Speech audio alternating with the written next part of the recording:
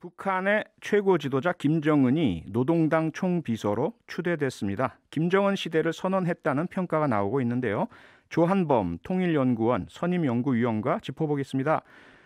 조한범 위원님 안녕하세요. 예, 안녕하세요. 네, 노동당 8차 당대회에서 이 결정이 났지 않습니까? 예. 그런데 조금 저희 일반인이 생각할 때 좀 의아한 것은 이미 김정은은 최고 지도자고 북한을 통치하고 있는데 노동당 총비서로 추대된다는 거 그게 뭐 이렇게 큰 뉴스가 될 만큼 의미 있는가 이런 의문이거든요. 어떻습니까? 예, 그렇죠. 전문가들이 중시하는 거지 일반인들은 뭐 큰 차이를 못 느끼시겠죠. 예. 그러니까 김정은 위원장이 가지고 있는 최고 직함이 3개입니다. 우리는 뭐 문재인 대통령께서는 대통령직 하나지 않습니까? 네. 근데 김정은 위원장을 말할 때는 처음에는 노동당 위원장이신 김정은 동지, 위원장. 네. 노동당이죠. 당위원장. 그다음에 예. 조선인민민주주의공화국 국무위원장 김정은 동지. 국무위원장. 네. 예, 그다음에 세 번째가 전에는 조선인민군 총사령관 김정은 이었는데 네. 지금 이제 당과 인민무력의 최고 영도자 이렇게 세 가지입니다. 아. 그러니까 당, 정, 군을 모두 직함을 가지는데요. 네. 이번에 당대회는 바로 노동당의 직함입니다. 아. 근데 우리는 이제 국무위원장 그러는데 그건 두 번째 직함이고요. 네. 사실상 당이 지배하는 북한에서 가장 중요한 게 노동당 직함인데 네. 원래는 모든 사회주의에서는 공산당 노동당의 비서가 있어요. 예. 그러니까 중국 공산당 시진핑 주석은 영어로 프레지던트지만 네. 당 직함은 제너럴 시크리터리 총비서로 부르거든요. 아, 예. 근데 이 총비서가 원래 김정일 위원장 선대도 이걸 썼는데 비서를 네. 2016년에 7차 당대회에서 김정일 위원장이 이걸 바꿔요. 네. 이걸 위원장으로 바꿉니다. 정무국 위원장으로. 예. 근데 이걸 다시 과거로 회귀한 겁니다. 그러니까 아. 전통적인 사회주의 체제로 다시 되돌려놓고 네. 김정일 위원장은 영원한 총비서 혹은 영원한 수령 이렇게 막아놓고 네. 자신은 위원장 대신 총비서라는 직함을 다시 가지게 된 겁니다. 아, 뭔가 그러니까 과거적 분위기를 되살리겠다 이렇게 좀 이해가 되네요. 그러니까 지금 말씀하실 때 이제 모두의 김정은 시대를 선언했다 이런 평가가 많은데요. 네. 저는 거꾸로 봅니다. 아, 그러니까는 거꾸로. 7차 당대 2016년이 사실은 김정은 위원장이 양복을 입고 예. 일반적인 사회주의 국가에 없는 정무국을 신설해서 자신은 이제 노동당 위원장으로 새롭게 출발했거든요. 예. 근데 그게 5년 동안 실패했죠. 다 아시다시피. 아하. 그러니까 이번에는 양복 대신 전통적인 사회주의 인민복을 입었어요. 네. 그리고 아버지, 할아버지 시대로 돌아간 거죠.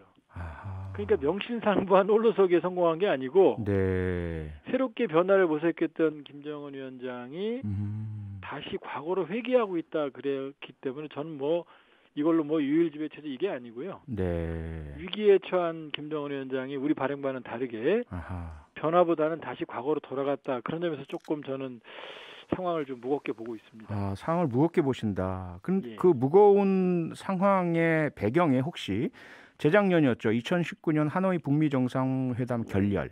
그 이후에 국제사회 제재가 지속돼서 경제도 어렵고요. 코로나19도 우리가 계속 통제돼서 잘 모르지만 흘러나온 이야기는 심각하다. 이런 이야기들이 있고요. 이런 전반적인 실패 때문에 이런 어떤 과거 회의가 일어났다. 이렇게 봐야 됩니까? 그렇죠. 그러니까 김 위원장은 이제 파격적으로 평창 동계올림픽 4.27 판문점 회담 6.12 싱가포르 정말 거침없이 행보했죠. 네. 그런데 사실 하노이 정상회담에서 의회의 실패 이후에 예. 사실은 이제 좌절을 겪었거든요. 네네. 그러니까 본인이 야심차게 변화를 선택을 했는데 결국 손해진 건 없거든요. 예. 그렇기 때문에 다시 과거로 돌아가는 물론 이제 대남 대미 관계 여전히 남겨뒀습니다만 네. 위기에 처한 김정은 위원장이 변화보다는 과거를 선택을 했다. 과거의 네. 관성을 선택했다. 그렇게 보는 거죠, 저는. 자, 그러면 김여정 동생이잖아요. 예. 정치국 후보위원회에서도 빠지고 당 부장도 마치 못했다. 이런 기사를 봤는데 이거 역시 마찬가지로 봐야 되나요? 그렇게 일단 이제 문책성 인사가 좀 있었고요. 네. 그러니까 경제를 책임진 박봉주 부위원장은 이제 모든 직함을 잃었죠. 경제가 엉망이니까. 아, 예. 그다음 최선희 외무성 부상도 대미 관계를 책임졌는데 성과가 없었지 않습니까? 네네. 그러니까 이제 강등이 됐고 아하. 김여정도 역시 대미 대남을 총책을 했는데 네. 성과는 못 냈거든요.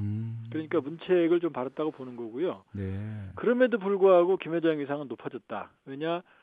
지금 최초로 네. 당 집행부 39명의 20번째 이름을 올렸고요. 아. 추석단이라고 맨날 보는 맨 앞자리에 김정은 위원장 바로 뒷줄에 네. 이번에 초고속 승진을 한 조용원 바로 옆자리에 앉았거든요. 아하. 그러니까 네.